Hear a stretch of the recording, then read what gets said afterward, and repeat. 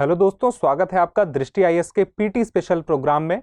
इस प्रोग्राम के तहत हम पिछले एक साल का करंट अफेयर आपके लिए कंपाइल करके लेकर आए हैं। इस वीडियो में हम एनवायरनमेंट के लिए हम करंट अफेयर से जुड़ी हुई जो खबरें हैं जो परीक्षा के लिए बहुत ही महत्वपूर्ण हैं उन पर चर्चा करेंगे। और इस सीरीज के तहत हम एनवायरनमेंट से रिलेटेड जितनी भी साल भर की खबरें हैं उनको कंपाइल करके आपके सामने एक एक वीडियो में लाते जाएंगे। और हर वीडियो में कहीं ज़्यादा खबरें होने वाली हैं और उन खबरों पर नज़र बनाए रखिए। आइए शुरू करते हैं पहली खबर से। तो पहली खबर है लेमारू हाथी रिजर्व के ऊपर। तो लेमारू हाथी रिजर्व के ऊपर ये जो खबर है उसमें क्या बताया जा रहा है कि छत्तीसगढ़ सरकार ने लेमरू हाथी रिजर्व क्षेत्र को 1995 वर्ग किलोमीटर से घटाकर 450 वर्ग किलोमीटर तक रखने का प्रस्ताव रखा है। मतलब पहले प्रस्ताव था 1995 का, जिसे कि अब कम करके 450 वर्ग किलोमीटर तक का रख दिया गया है। किसकी बात हो रही है? लेमरू हाथी रिजर्व की। कहां पर है? छत्तीसगढ़ सरकार की अगर बात चल रही है तो छत्तीसगढ़ में है। छत्तीसगढ़ में किस जिले में है? आइए अभी जुड़े रहिए, देखते हैं। वर्ष 2007 में केंद्र सरकार ने 450 वर्ग किलोमीटर वन क्षेत्र में लेमरू हाथी रिजर्व के निर्माण की अनुमति दी थी। केंद्र सरकार ने 2007 में ही यह अनुमति दे दी थी। प्रस्ताव 2005 में किया गया था राज्य सरकार की तरफ से और 2007 में केंद्र सरकार ने अनुमति भी दे दी। कितनी दी? 450 वर्ग किलोमीटर की दी। फिर क्या हुआ? वर्ष 2019 में राज्य सरकार ने इस क्षेत्र को 1995 वर्ग किलोमीटर तक विस्तारित करने का फैसला किया। अब फैसला हो गया था 1995 तक करने का, और चूंकि अभी खबर यह है कि वापस वो 450 जो था, जितने की अनुमति मिली थी वहीं तक वो जाना चाहते हैं। तो इसके पीछे जरूर कुछ वजह भी होगी। यह लेमरू हाथी रिजर्व की फोटो समझ लीजिए कि जैसे हाथी हैं, हाथी रिजर्व में रहते हैं, उसी प्रकार से। तो इसका अगर मैं परिचय दूं कि हाथी रिजर्व के बारे में आपको बता दूं, जिससे आपको यह आइडिया लग जाए कि आखिर यह चर्चा में क्यों है और क्यों आखिर यह न्यूज में आया कि उसका जो विस्तार करने का सोचा गया था वह अब नहीं किया जा रहा है। यह रिजर्व छत्तीसगढ़ के कोरबा जिले में स्थित है। रिजर्व का लक्ष्य हाथियों को स्थायी आवास प्रदान करने के साथ मानव वन्यजीव संघर्ष को रोकना तथा संपत्ति के विनाश को कम करना है। अच्छा, आपको याद होगा कि जो टाइगर उसका एलिफेंट का जो प्रोजेक्ट है वो कब शुरू हुआ था? हाथी जो प्रोजेक्ट शुरू हुआ था वर्ष 1992 फरवरी में शुरू हुआ था। तो इसका मुख्य उद्देश्य भी यही था कि मानव वन्यजीव संघर्ष को रोका जा सके और उनके लिए स्थायी आवास भी उन्हें दिया जा सके। तो यह जो रिजर्व था, यहां भी यही जो बनाने का लक्ष्य था, क्या था कि हाथियों को स्थायी आवास मिल सके और उसके साथ ही मानव वन्यजीव संघर्ष जो है वह रोका जा सके। और संपत्ति के विनाश, मतलब कि अगर जब हाथी हैं वह बसे हुए इलाकों पर अगर पहुंचेंगे तो संपत्ति का, जान माल का नुकसान भी होगा। तो कोरबा जिले में रिजर्व का प्रस्ताव 2005 में आया था, जो कि मैंने आपसे पहले ही बताया था, और 2007 में इसे अनुमोदन मिल चुका था। उसके बाद फिर अभी हाल में यह जो प्रस्ताव आया है कम करने का, उसका क्षेत्र क्यों कम करने का आया है कि रिजर्व के अंतर्गत प्रस्तावित क्षेत्र हसदेव अरण्य जंगलों का हिस्सा है और एक से अधिक विविधतापूर्ण बायोजोन यानी कि कोयले के भंडार में भी वह समृद्ध इलाका है। मतलब वहां कई ज्यादा कोयले की खानें हैं और उन कोयले की खानों के लिए कुछ खानें ऐसी भी हैं कि जहां पर खनन कार्य भी होने लगा है। कुछ जगह पर खनन कार्य के लिए बात भी चल रही है और वह जल्द ही शुरू भी हो जाएगा। तो ऐसी स्थिति में अगर उसका क्षेत्र बढ़ा देते हैं तो यह जो कोयले का भंडार है वह उपयोग में नहीं आएगा। यह एक चिंता का विषय है। क्यों? क्योंकि आर्थिक विकास भी महत्वपूर्ण है। आरक्षित क्षेत्र को विस्तारित करने में सबसे बड़ी चुनौती क्या है? कोयला खदानों के अनुपयोगी होने की। जो बात मैंने अभी आपसे बताई कि अगर यह विस्तार हो जाता है तो वे खदानें जहां पे खनन कार्य चल रहा है और जहां पे अभी खनन कार्य होना बाकी है वहां वह कार्य नहीं होगा, वह रुक जाएगा। और अगर ऐसा होता है तो वह खदानें क्या हो जाएंगी? अनुपयोगी हो जाएंगी। ठीक है। अगली खबर है हमारी कि पर्यावरणीय डीएनए, इससे संबंधित है। और यह खबर क्या है कि दुनिया भर में जैव विविधता संरक्षण के प्रयासों को बढ़ावा देने के लिए पर्यावरणीय डीएनए यानी ईडीएनए चर्चा में है। किसकी बात हो रही है? ईडीएनए। अब अगर डीएनए और ईडीएनए में फर्क आपको मुझे बताना हो तो डीएनए का तो आपको फुल फॉर्म पता ही होगा, डीऑक्सी राइबो न्यूक्लिक एसिड। तो इसको हम क्या कहते हैं, DNA, DNA, deoxy ribonucleic acid. ठीक है, अब इसमें क्या है कि इस डीएनए के माध्यम से पता चलता है कि किसी सेल में, कोशिका में मौजूद जो गुणसूत्र हैं उसमें किस प्रकार का इंस्ट्रक्शंस, जेनेटिक इंस्ट्रक्शंस उसको मिला हुआ है, वह एक प्रकार का ही रहेगा और हर किसी का अपना एक यूनिक होता है डीएनए। और अब बात आती है ई डीएनए की। तो पर्यावरणीय डीएनए यानी कि ई डीएनए संभावित रूप से स्थलीय जानवरों की पहचान और निगरानी कर सकने में सक्षम है। मतलब जो स्थलीय जानवर हैं उनकी पहचान करने के लिए भी और उनकी निगरानी करने के लिए भी किसका सहारा लिया जाएगा, ई डीएनए, और इसको क्या कहेंगे हिंदी में, पर्यावरण डीएनए। उसके बाद जानवर अपनी सांस, लार, फर या मल के माध्यम से पर्यावरण में डीएनए को छोड़ते हैं और ये नमूने कहलाते हैं ई डीएनए। किसके माध्यम से छोड़ रहे हैं, सांस, लार, फर या मल के माध्यम से पर्यावरण में डीएनए को छोड़ते हैं, जिसे ई डीएनए कहा जाता है। इससे चर्चित यह खबर है, फोटो है। और ई डीएनए में अब क्या है, यह पशु समुदायों की संरचना को समझने और गैर देशी प्रजातियों के प्रसार का पता लगाने में भी मदद कर सकता है।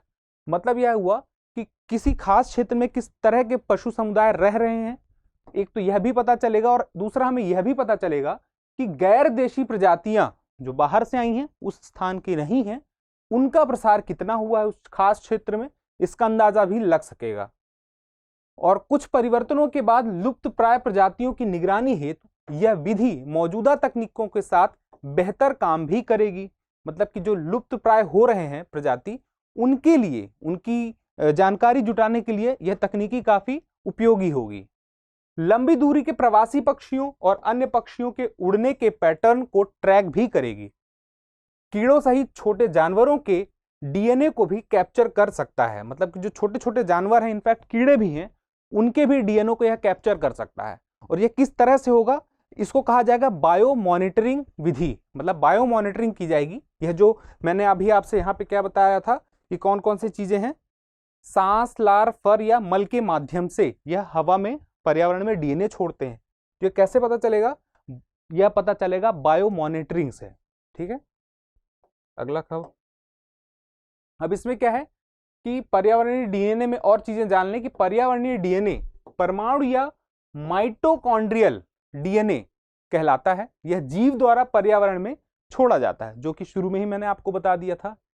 ई डीएनए के जो स्रोत थे वही गुप्तमल, श्लेष्मा, युग्मक आदि हैं, त्वचा, बाल एवं शव से जुड़े हुए रहते हैं।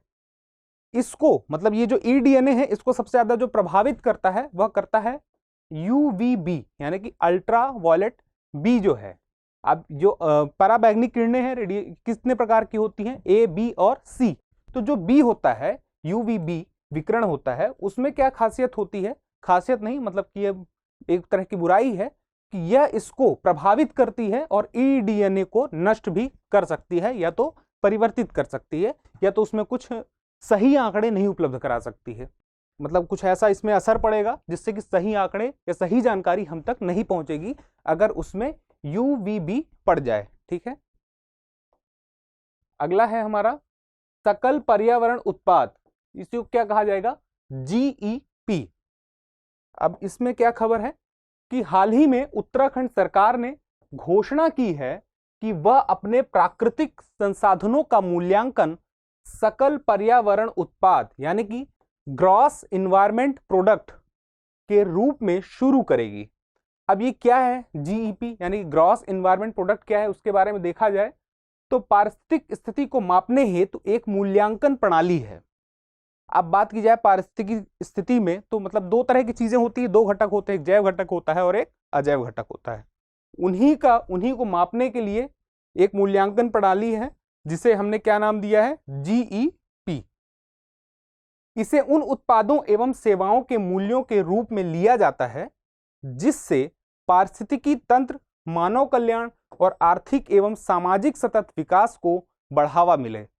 मतलब इस जीईपी को इसलिए हम मतलब उपयोग कर रहे हैं, यानी कि उत्तराखंड सरकार इसलिए उपयोग करना चाह रही है जिससे फायदा यह है कि मान लीजिए कि जो उत्तराखंड में जो जैव किसी मान लीजिए कोई वन्य क्षेत्र है, जैसे उत्तराखंड में 70% से भी अधिक बहुत सारा एरिया जो वन्य क्षेत्र है।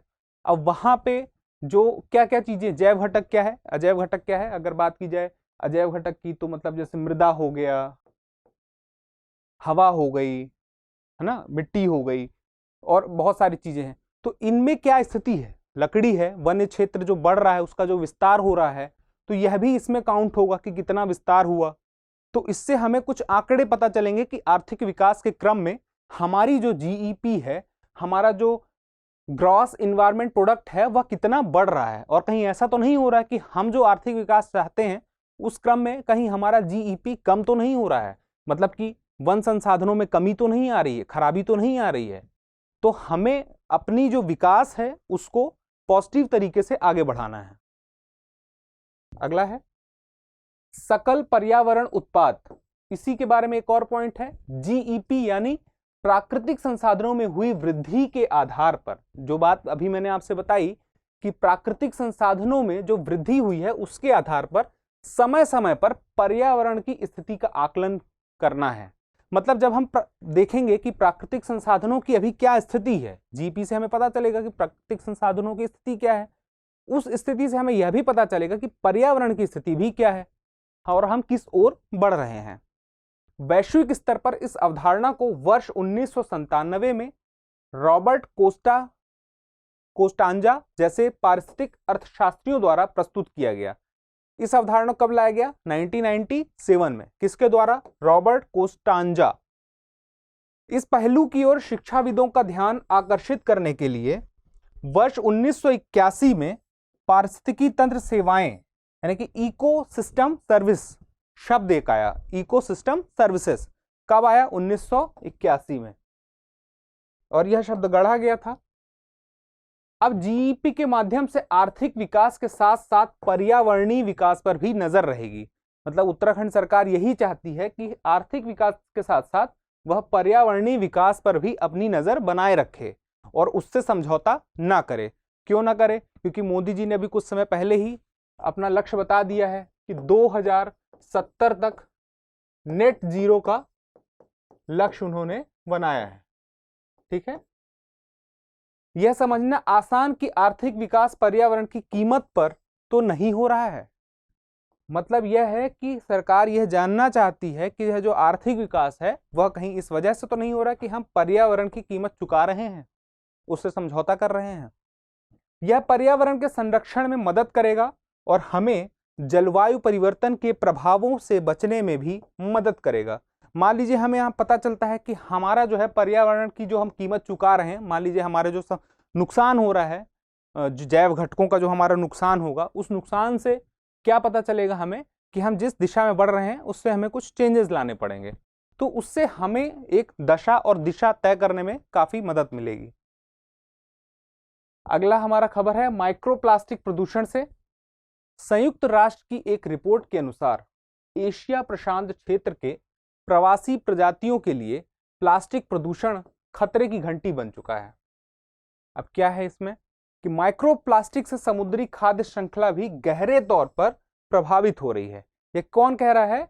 संयुक्त राष्ट्र की एक रिपोर्ट बता रही है। उस रिपोर्ट में दो बातें बताई गई हैं। एक यह बताया गया है कि एशिया प्रशांत क्षेत्र के प्रवासी प्रजातियों के लिए प्लास्टिक प्रदूषण का खतरा बढ़ता जा रहा है।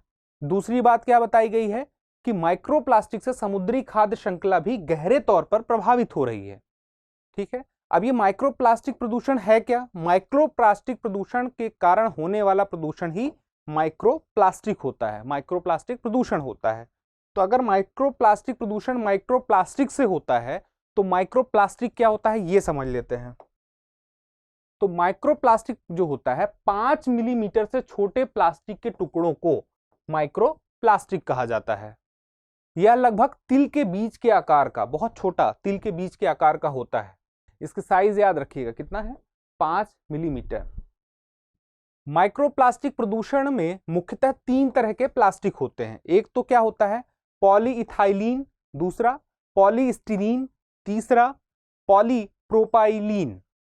अब ये जो माइक्रोप्लास्टिक होता है यह भी 2 तरह का होता है, प्राथमिक द्वितीयक वाला भी एक इसका वर्गीकरण है। प्राथमिक वह होता है जैसे कि मान लीजिए कोई कपड़ा बनाया गया, कोई ऐसा उत्पाद बनाया गया जिसमें कि माइक्रोप्लास्टिक्स जो है की मौजूद है किसी खास किस्म का, जैसे मान लीजिए कपड़ा है जिसमें कि वह उत्पाद बनाया गया था उस कपड़े में लगाने के लिए, तो वह क्या होगा, उसको हम कहेंगे प्राथमिक किस्म का।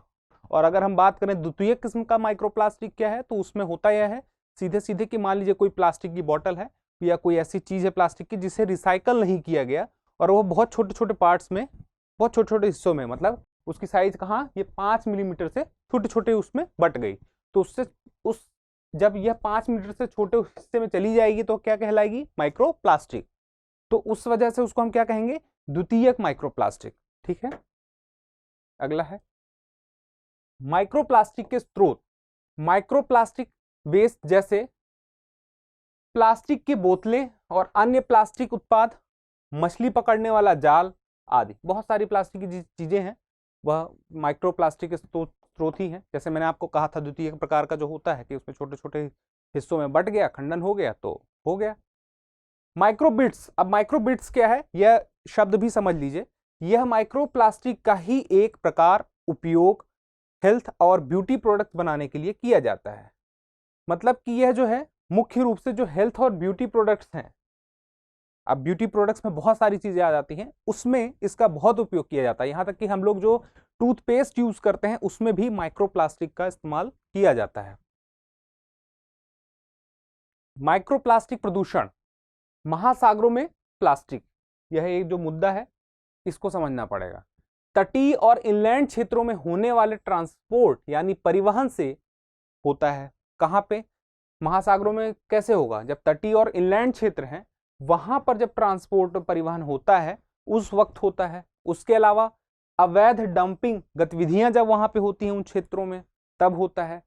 जहाज एवं मछली पकड़ने से संबंधित गतिविधियां जब होती हैं उस वजह से भी मैंने आपको बताया था, मछली पकड़ने वाले जैसे जाल हो गया उस प्रकार की चीजें से उनसे होता है। अब माइक्रोप्लास्टिक से पारिस्थितिक तंत्र प्रभावित होता है। ठीक है, समुद्री जीव जैसे व्हेल, सी बर्ड्स और कछुए अनजाने में इसके कारण मौत का शिकार हो जाते हैं। कुछ लोग क्या करते हैं कि उसको खा लिए, भूख लगी थी, छोटे छोटे समुद्री जीव थे उन्होंने खा लिया। आपको पता होगा कि मछलियां जो लोग पालते हैं उसमें आप जितना खाना डालते जाइए वो खाते जाते हैं, वो रुकते नहीं है।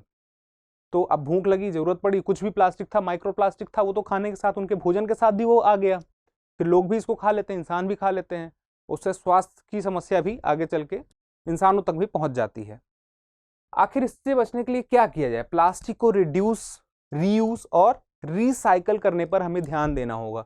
इस ट्रिपल आर को समझ लीजिए, RRR फिल्म वाला RRR नहीं है, ये हमारा ये पढ़ाई वाला RRR है। तो क्या है, रिड्यूस, रीयूज और रिसाइकल। ठीक है, अगला हमारा खबर है IUCN विश्व संरक्षण कांग्रेस का। फ्रांस के मार्सिले में 3 से 11 सितंबर 2021 के बीच IUCN वर्ल्ड कंजर्वेशन कांग्रेस 2020 का, आप याद रखिएगा किसकी बात हो रही है, IUCN वर्ल्ड कंजर्वेशन कांग्रेस 2020 का आयोजन किया गया। इस फोरम को कब आयोजन किया जाना था, जून 2020 से सितंबर 2021 तक के लिए स्थगित कर दिया गया था। मतलब यह पहले ही हो जाना चाहिए था, जून 2020 से सितंबर 2021 के बीच में, लेकिन उस दौरान इसको स्थगित कर दिया गया था। इसका प्रत्येक 4 वर्ष में एक बार दुनिया भर के अलग अलग हिस्सों में आयोजन होता है। किसका आयोजन होता है, IUCN विश्व संरक्षण कांग्रेस का। इस प्रकार की पहली कांग्रेस संयुक्त राज्य अमेरिका में हुई थी। मतलब ये IUCN विश्व संरक्षण कांग्रेस है 1948 में अमेरिका में सबसे पहले आयोजित हुई थी। इन्होंने क्या किया, एक नई रेड लिस्ट जारी की है। किसने, IUCN विश्व संरक्षण कांग्रेस ने। कब जारी की है, डेट पे फिर से पहुंचिए, डेट क्या थी हमारी, 3 से 11 सितंबर 2021 के बीच जब यह आयोजन हुआ उसी वक्त क्या हुआ कि एक नई रेड लिस्ट आ गई।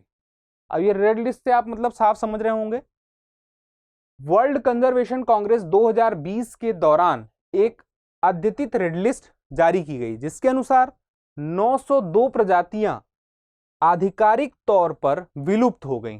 ठीक है, जबकि 38,543 प्रजातियों पर विलुप्ति का खतरा बना हुआ है। विश्व की 7% शार्क एवं रे प्रजातियां यानी कि मछली पर विलुप्ति का खतरा भी बना हुआ है। किसमें, IUCN की जो नई रेड लिस्ट आई है उसमें। कोमोडो ड्रैगन सुभेद्य यानी कि वल्नरेबल से संकटग्रस्त इंडेंजर्ड श्रेणी में स्थानांतरित हो गया है। कोमोडो ड्रैगन क्या है? एक बहुत बड़ी छिपकली है।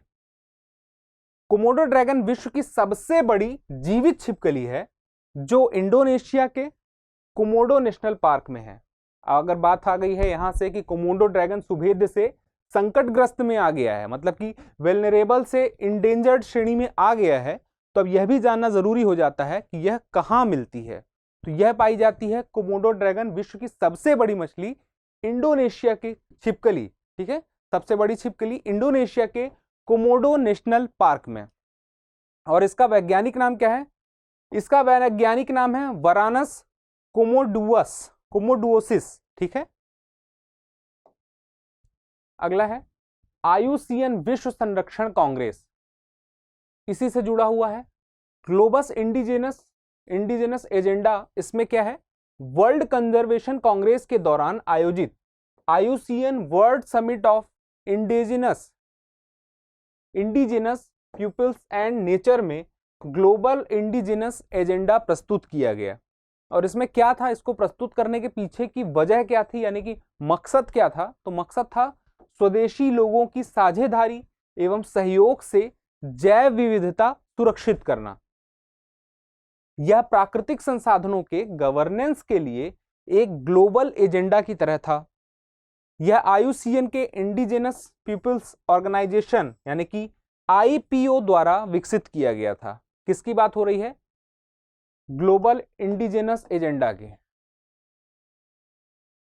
यह एजेंडा 5 विषयों से संबंधित है, मतलब इस एजेंडे में 5 ऐसे विषय हैं जिन्हें जानना जरूरी है। पहली बात की गई है स्वदेशी शासन की, दूसरी बात की गई है जैव विविधता संरक्षण की, तीसरी बात की गई है क्लाइमेट एक्शन की, चौथी बात कही गई है कोविड-19 के बाद रिकवरी के प्रयास और खाद्य सुरक्षा, मतलब कोविड-19 अभी ये जो दौर निकला है, जो ये वेव्स आई हैं, उसके बाद जो रिकवरी के प्रयास हैं और खाद्य सुरक्षा के लिए इसकी बात कही गई है।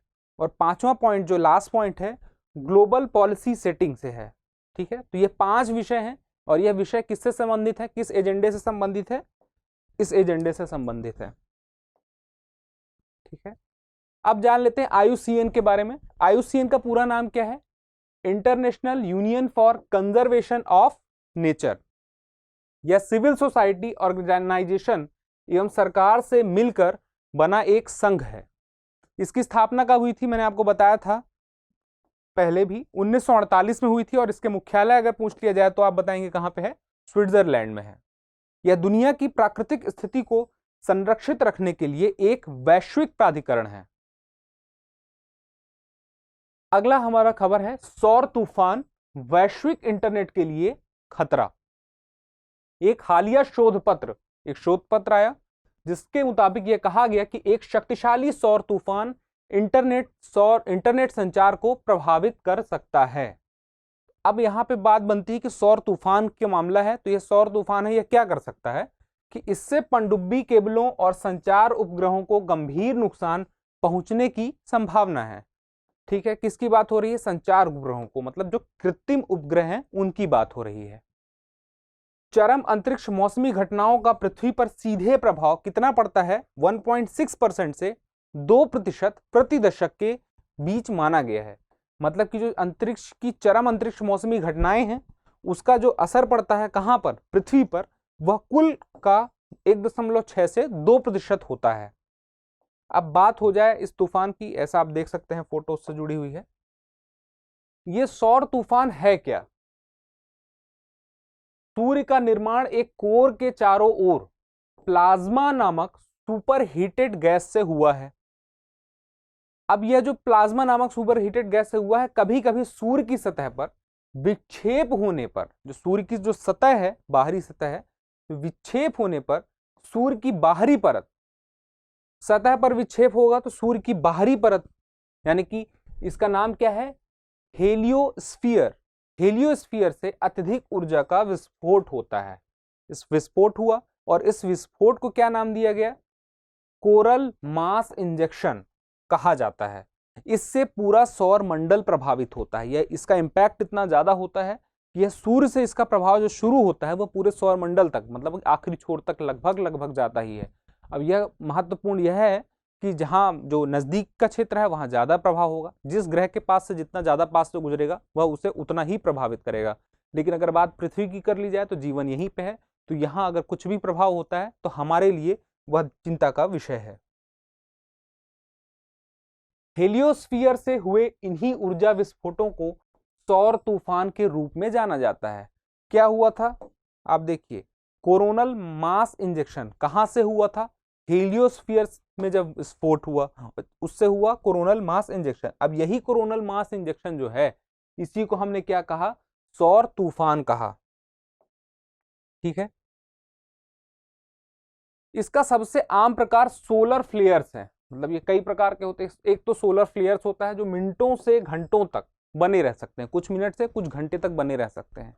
सोलर फ्लेयर्स विकिरण का एक तीव्र विस्फोट यानी कि सनस्पॉट से जुड़ी चुंबकीय ऊर्जा के मुक्त होने से बनता है। कोरोनल मास इंजेक्शन जो है, इजेक्शन, ठीक है, कोरोनल मास इंजेक्शन जो है सूर्य की सतह से बाहर की ओर जाते हुए भारी आयनित कणों को एक विशाल विस्फोट, मतलब कि जो जब यह कोरोनल मास इजेक्शन होता है तो आयनित कण जो होते हैं उसके साथ में आगे बढ़ते हैं और यही आयनित कण पृथ्वी तक भी पहुंचते हैं। आपने ऑरोरा का नाम सुना होगा। ऑरोरा, तो ऑरोरा एक तो उत्तरी ध्रुव की तरफ, एक दक्षिणी ध्रुव की तरफ। इसके बारे में आपको कुछ जानकारी भी होगी। ये जो आयनित कण है उन्हीं से संबंधित है। उन आयनित कणों की वजह से ही हमें जो प्रकाश का रंग है वह हरा, लाल और अन्य कलर में दिखाई देता है।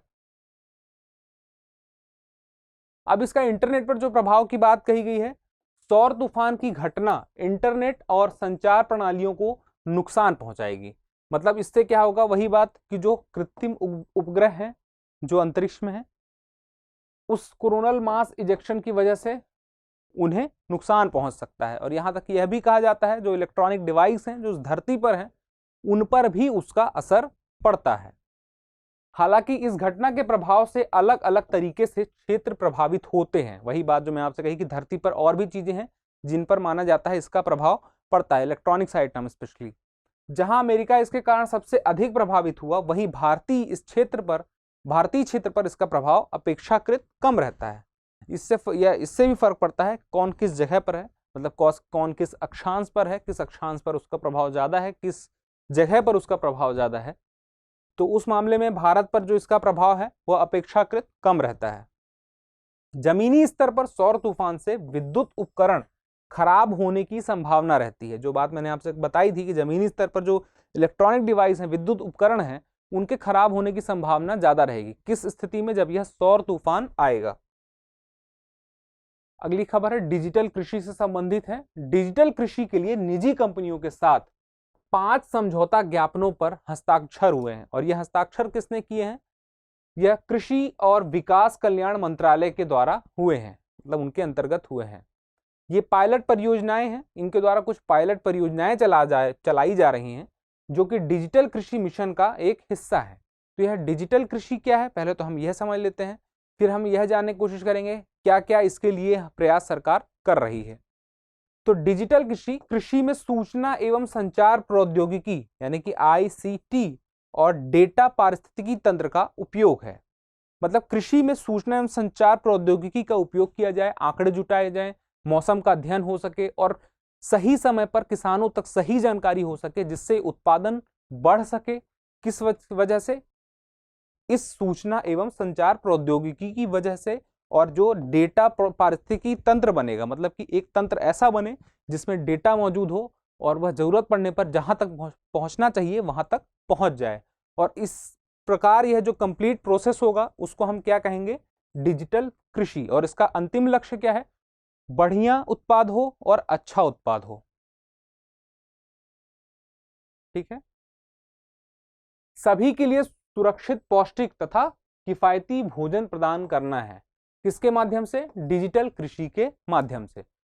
तो सुरक्षित हो और किफायती भोजन हो और सभी के लिए हो, इसका मतलब क्या हुआ कि उत्पादन थोड़ा ज्यादा ही हो। अभी के मामले में तो ज्यादा ही हो, जितना ज्यादा हो सके उतना ज्यादा हो। तो उसके लिए हम डिजिटल कृषि का सहारा ले रहे हैं। खेती को लाभदायक एवं टिकाऊ बनाने हेतु समय समय पर लक्षित सूचना एवं सेवाओं के विकास व वितरण का समर्थन करना है। जो मैंने आपसे बात कही कि खेती को लाभदायक बनाने के लिए, टिकाऊ बनाने के लिए समय समय पर लक्षित सूचना, मतलब मान लीजिए कोई एक खास मौसम है, कोई एक खास महीना है, उस समय पर उस मौसम पर किस प्रकार की कृषि की जाए, उस कृषि में किस प्रकार के बीज का उपयोग किया जाए, किन बातों का ध्यान रखा जाए और किन बातों का ध्यान रखा ना जाए। जैसे आजकल ड्रोन वगैरह का भी उपयोग किया जाता है कृषि में, तो यह भी डिजिटल कृषि का ही एक हिस्सा है। अब संबंधित सरकारी प्रयास भी हैं इससे कुछ। एक तो एग्रीस्टैक है। एग्रीस्टैक क्या है? कृषि एवं किसान कल्याण मंत्रालय ने एग्रीस्टैक के निर्माण की योजना बनाई है। एग्रीस्टैक में वही होगा जो मैंने आपसे कहा था कि बहुत सारी जो एक पारितंत्र है सूचना का, वह सूचना जिस तक पहुंचनी चाहिए और जहां से निकलनी चाहिए उसका एक माध्यम बनेगा, जिसको क्या कहा गया है? एग्रीस्टैक। यह कृषि में प्रौद्योगिकी आधारित हस्तक्षेपों का एक संग्रह है। मतलब कृषि में जो प्रौद्योगिकी का हस्तक्षेप होगा वह इसके माध्यम से होगा, एग्रीस्टैक के माध्यम से होगा। यह किसानों को एंड टू एंड सेवाएं प्रदान करने हेतु एक एकीकृत मंच प्रदान करेगा। ठीक है, अब डिजिटल कृषि मिशन के बारे में जान लेते हैं जो इससे जुड़ा हुआ है। कृषि क्षेत्र में कृत्रिम बुद्धिमत्ता, ब्लॉकचेन, रिमोट सेंसिंग और जीआईएस तकनीक, ड्रोन व रोबोट के उपयोग जैसी नई तकनीकों पर आधारित परियोजनाओं को बढ़ावा देने के लिए क्या शुरू किया जा रहा है? डिजिटल कृषि मिशन। आप देख लीजिए एक बार क्या क्या चीजों को बढ़ावा देने के लिए, कृत्रिम बुद्धिमत्ता, ब्लॉकचेन, रिमोट सेंसिंग, जीआईएस तकनीक, ड्रोन व रोबोट के उपयोग के लिए किया जा रहा है। भारत सरकार द्वारा वर्ष 2021 से वर्ष 2025 तक के लिए यह पहल शुरू की गई है। पहल का नाम क्या है? डिजिटल कृषि मिशन। इसके अलावा क्या है? एकीकृत किसान सेवा मंच, यूएफएसपी। यह कोर इंफ्रास्ट्रक्चर, डेटा एप्लीकेशन और टूल्स का एक संयोजन है जो देश भर में कृषि पारिस्थितिकी तंत्र में विभिन्न सार्वजनिक और निजी आईटी प्रणालियों की निर्बाध अंतःक्रियाशीलता को सक्षम बनाता है। जो मैंने एग्रीस्टैक वाली बात की थी वो लगभग यहीं पे आपको देखने मिलेगी कि इंफ्रास्ट्रक्चर, डेटा एप्लीकेशन और टूल्स का एक संयोजन है। और इस संयोजन में क्या हो रहा है? कृषि पारिस्थितिकी तंत्र में विभिन्न सार्वजनिक और निजी आईटी प्रणालियों की निर्बाध अंतःक्रियाशीलता, यही तो है जिसकी बात मैं यहां आपसे कर रहा था। वो एग्रीस्टैक।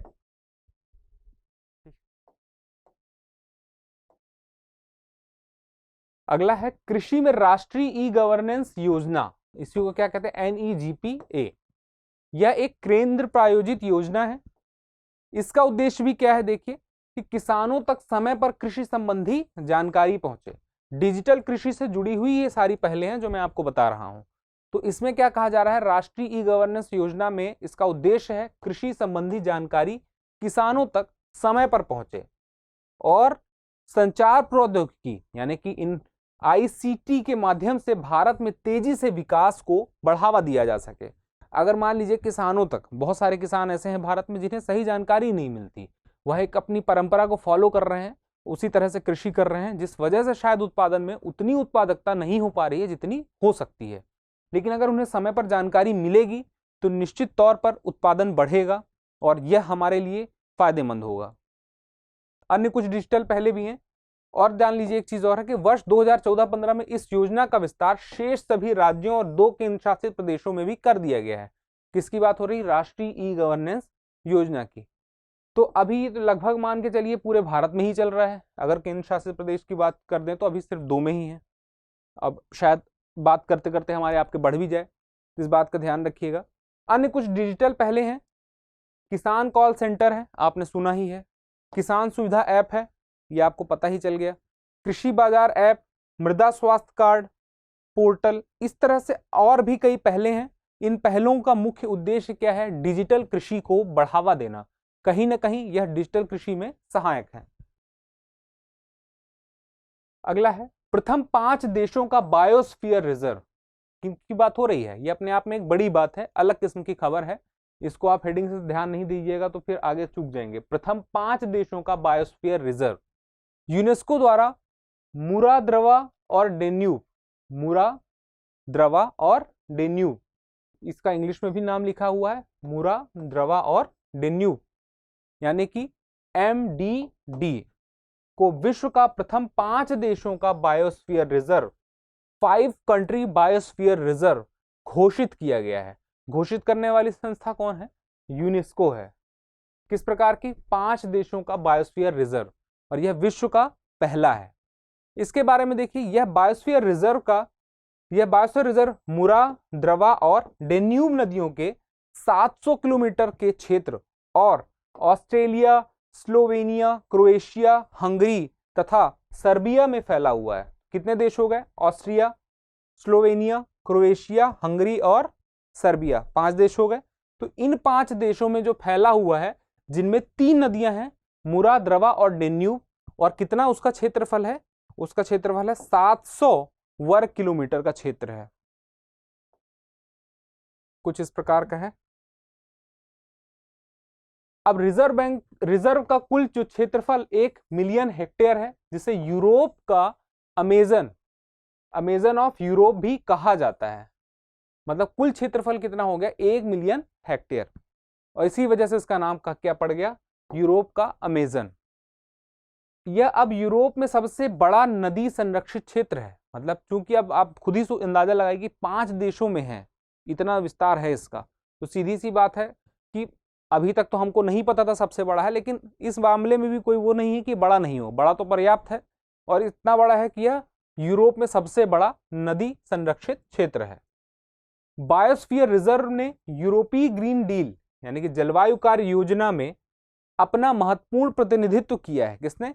बायोस्फीयर रिजर्व ने। इस रणनीति का उद्देश्य नदियों को पुनर्जीवित करना है। मतलब ये बायोस्फीयर रिजर्व क्यों बनाया जाता है, ये और स्पेशली ये इन 5 देशों के लिए जो बनाया गया है, इसकी हम बात कर रहे हैं। तो इसका मुख्य उद्देश्य है कि जो यहाँ जो ये 3 नदियों की बात की थी, कौन 3 नदियां हैं? उन 3 नदियों का नाम याद देख लीजिए, मुरा, द्रवा और डेन्यूब। इन 3 नदियों को पुनर्जीवित करने के लिए यह किया गया है। अब बात आती है कि बायोस्फीयर रिजर्व आखिर है क्या? तो बायोस्फीयर रिजर्व प्रकृति के संरक्षण के साथ आर्थिक एवं सामाजिक विकास तथा संबद्ध सांस्कृतिक मूल्यों के रखरखाव को संतुलित करने का प्रयास है। इसमें 2 बातें हैं। पहली बात क्या कही गई है? प्रकृति के संरक्षण के साथ, मतलब प्रकृति का संरक्षण करना है, और दूसरी बात क्या कहेगी कि आर्थिक एवं सामाजिक विकास तथा संबद्ध सांस्कृतिक मूल्यों के रखरखाव को संतुलित करने का प्रयास किया गया है। तो एक बात तो बिल्कुल सीधे अलग हो गई कि प्रकृति का संरक्षण तो करना है, लेकिन उसके साथ साथ आर्थिक एवं सामाजिक विकास तथा संबद्ध सांस्कृतिक मूल्यों का रखरखाव और संतुलन करना है। अब बायोस्फीयर रिजर्व को राष्ट्रीय स्तर पर सरकारों द्वारा नामित किया जाता है। अब इससे आपको समझ में आ रहा होगा कि भारत में होंगे, आपको याद भी होगा। वे उन राज्यों के संप्रभु अधिकार क्षेत्र में आते हैं जहां वे स्थित हैं। तो इस मामले में आगे बढ़ते देखते हैं कि जो बायोस्फीयर रिजर्व है, इसमें 3 प्रकार के क्षेत्र होते हैं। अगर मैं आपको बताऊं, आपको समझना हो 3 क्षेत्र किस प्रकार से हैं, तो 3 गोले बना लीजिए, छोटा, उससे बड़ा और उससे बड़ा। तो सबसे छोटे गोले से शुरू करते हैं। कुछ इस प्रकार से होगा यह। इसको क्या कहते हैं? कोर क्षेत्र, कोर एरियाज। इसमें एक जटिल या सुभेद संरक्षित क्षेत्र शामिल है जो परिदृश्य, पारिस्थितिकी तंत्र, प्रजातियों और आनुवांशिक भिन्नता के संरक्षण में योगदान देता है। तो यह जो योगदान देता है, इसका मुख्य काम यह होता है कि यहां पर हर कोई नहीं जा सकता है।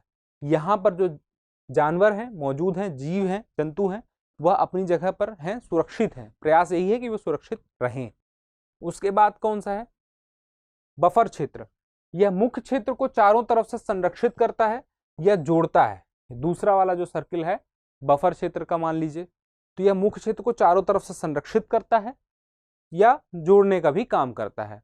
यह वैज्ञानिक अनुसंधान, निगरानी, प्रशिक्षण और शिक्षा को सुदृढ़ करता है। मतलब कि जो जितने भी वैज्ञानिक अनुसंधान होते हैं, उस क्षेत्र से संबंधित अनुसंधान हो गए, चाहे वो जैव घटक के लिए हो, चाहे वो अजैव घटक के लिए हो, वो कहाँ पे होते हैं? मुख्यतः बफर क्षेत्र में होते हैं। और बफर क्षेत्र में इसके अलावा और क्या होता है? निगरानी का काम भी वहीं से होता है, प्रशिक्षण का कार्य भी वहीं पे होता है, और शिक्षा को सुदृढ़ करने का काम तो वहां से होता है अनुसंधान के माध्यम से। इसके बाद जो तीसरा है वह है संक्रमण क्षेत्र। यह कौन सा है? सबसे बाहर का क्षेत्र होता है, ठीक है। तो संक्रमण क्षेत्र वह स्थान है जहां समुदाय सामाजिक सांस्कृतिक और पारिस्थितिक रूप से टिकाऊ आर्थिक एवं मानवीय गतिविधियों को बढ़ावा देते हैं। किस बात की बात हो रही है? सामाजिक, सांस्कृतिक एवं पारिस्थितिक रूप से टिकाऊ आर्थिक, मतलब तीनों बातें यहां पर आ गई। और यह जुड़ी किससे हुए हैं? समुदाय मतलब लोगों से, ठीक है। तो इस क्षेत्र में क्या होता है कि कुछ लोग बसते भी हैं और अपना कृषि कार्य भी करते हैं। किस प्रकार की गतिविधि? टिकाऊ आर्थिक एवं मानवीय गतिविधि। जो वहां पे मानवीय गतिविधि आवश्यक है, जिसमें रोक टोक बहुत ज्यादा नहीं होती है, वह कर सकते हैं। वर्तमान में भारत में कितने हैं? 18 बायोस्फीयर रिजर्व हैं, जिनमें से 12 बायोस्फीयर रिजर्व यूनेस्को के man and biosphere reserve programme में, ठीक है, शामिल किए गए हैं। तो उनकी संख्या कितनी है? उनकी संख्या है 12।